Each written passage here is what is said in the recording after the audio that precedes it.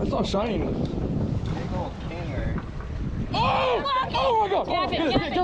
Go. Hey, nice. The one thing that I love about fishing is you plan for one thing. You plan for one thing and you always get exact opposite of what you planned for. So it's been really windy here the last few weeks in South Florida, and we had a little weather window to get out and try to put some kites up, try to catch some sails. So we headed down to Miami, had Danny Clinton, Mac, and had a little crew, and we headed out. We ended up finding some herring off the beach in Miami. You on here? You're tight. Woo! We got We got Bruno! Woo! Wow, the bite's heating up already, baby. Look at that.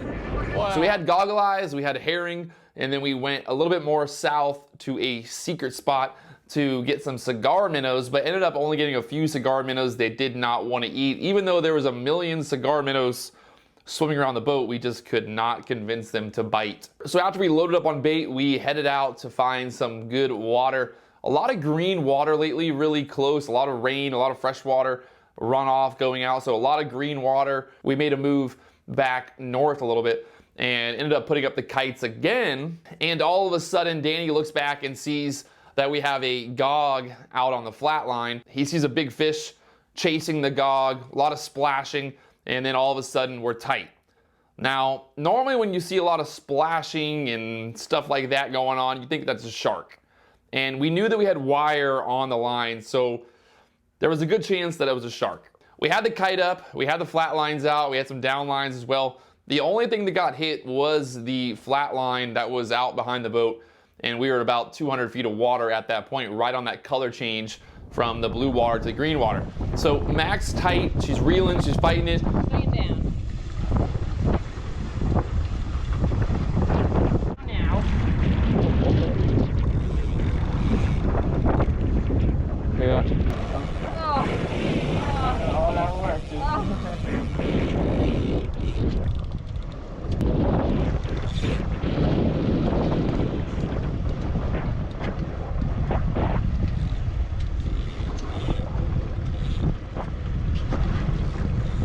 Oh, we got color. And shark. No, shiny. He's shiny. It might be a who. That's not shiny. Big old camera. Oh! Oh my god! Tap it, tap it, tap it. Go. Tap it, Hey, tap nice and easy, nice and easy. Everybody, nice and easy, guys. Nice and easy, boys. Oh, Hold on, I'm pulling it up, I'm pulling it up. Get him, Danny, get him! Woo! Yeah! Get down! Get to the boat! Hey, nice work, everybody. Fuck yeah! Woo! Hell yeah! Got it.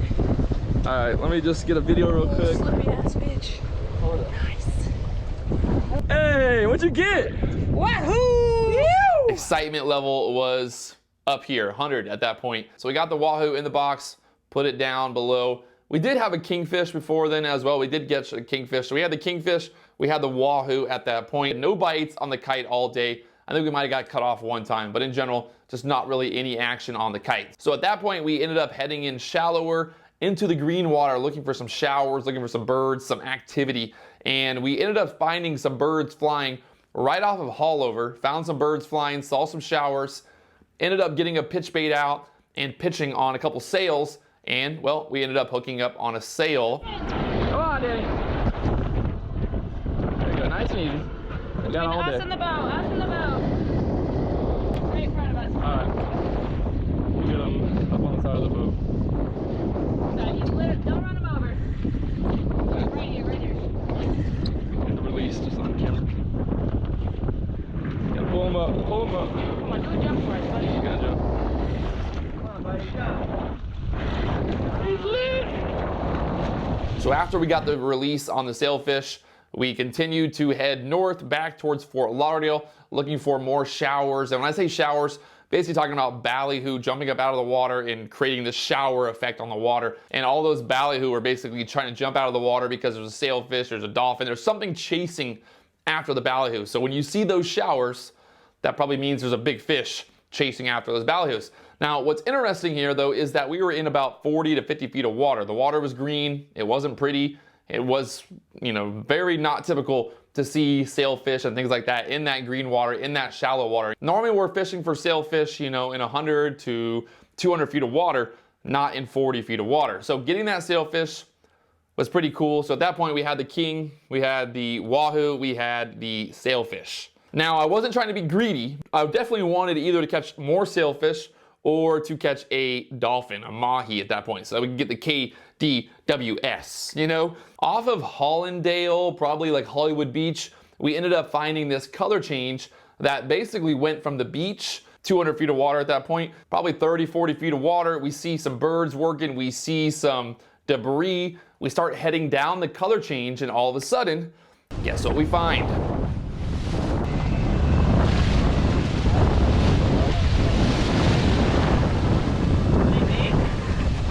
Hey, right there! He's lit, boy! Ew! Go! Let's go! That's a good sized mahi. Do you see him? The real problem at this point, though, was we had no pilchards, we had no cigar minnows, we had no ballyhoo. All we had was large goggle eyes for bait, and the mahi just were not big enough to eat the goggle eyes we had. So it ended up becoming this frenzy to figure out how we're gonna catch these mahi, and I was like telling them just to cut up the goggle eyes, do something. Let's get those mahi in the boat. Nothing is worse than seeing a school of mahi and not having mahi hooked up. So I ended up grabbing like a piece of goggle eye or something, threw it out there, and ended up getting tight and fought the fish for a little bit. When the fish are there, you want to capitalize, especially, you know, when we're out there, we're looking to capitalize on every single fish that we see. If we see a sailfish, we want to catch that sailfish. If we see dolphin, we want to catch those dolphins. So it's frustrating to see the fish right there by the boat and not be able to take it. And what's even cooler was you can see the shot right here where the fish literally charges right at the boat and takes the bait and then takes off, but then sticks the hook. So we ended up with the kingfish, the dolphin, the wahoo, and the sailfish. Pretty good day, not bad at all. And that's what it's all about, right? You go out, you have no real idea what you're gonna get. You kind of just have a report from the day before. I talked to a buddy, said he caught some sails off Miami, so I'm thinking, okay, it's sail fishing time, it's windy, let's put some kites up, let's catch some sailfish.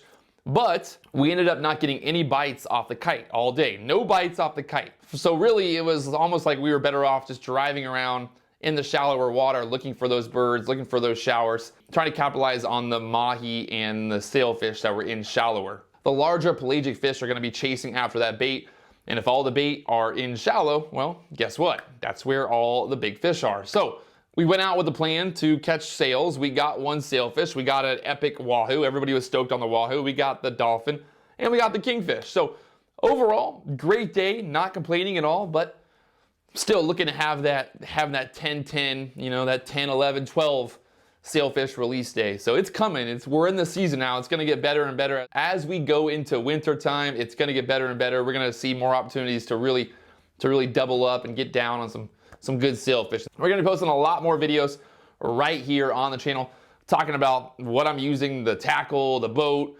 everything you want to know about fishing. If you want to be doing some serious kind of tournament style fishing, you definitely want to follow along here on the channel. And yeah, I'll talk to you guys later. Also, if you haven't, make sure you check me out on Instagram as well. It's @PatrickWieland.